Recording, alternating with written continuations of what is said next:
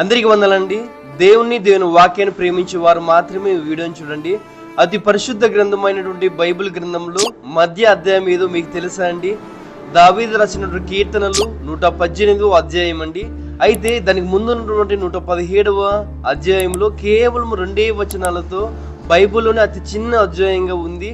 అయితే దానికి తర్వాత 119వ కీర్తన దాదాపుగా 176 వచనాలతో బైబిల్లోనే అతి పెద్ద అధ్యాయంగా ఉంది. ఇంకా ఇంట్రెస్టింగ్ ఫ్యాక్ట్ ఏమిటంటే బైబిల్లోనే మధ్య అధ్యాయంగా ఉన్నటువంటి 118వ అధ్యాయానికి ముందు 594 అధ్యాయులు, దానికి తర్వాత 594 అధ్యాయులు, ఈ రెండు కలిపితే 1188 అనే సంఖ్య వస్తుందని. ఇవన్నీ మీకు ఎందుకు చెప్తున్నానంటే బైబిల్లోనే మధ్య వచనం ఏదో మీకు తెలుసా అండి? దావీదు కీర్తనలు 118వ కీర్తన 8వ వచనం అండి.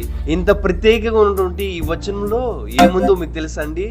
మనుషులను నమ్ముకున్న కంటే యెహోవాను ఆశ్రయించుట ఎంతో మేలు అని ఉంటుందండి. నిజమే కదండి.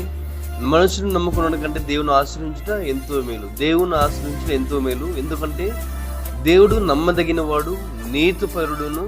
ఆయన మన జీవితాల్లో ఆశ్రయంగా ఉన్నాడు. మీ జీవితాల్లో కూడా దేవుడు ఆశ్రయంగా ఉంటే దేవుడే నా ఆశ్రయం అని కామెంట్ చేయండి. దేవుని వాక్యం ప్రేమించే ఫ్రెండ్స్కు, స్నేహితులకు ఈ వీడియోని తప్పకుండా షేర్ చేయగలరు. Thank you lord.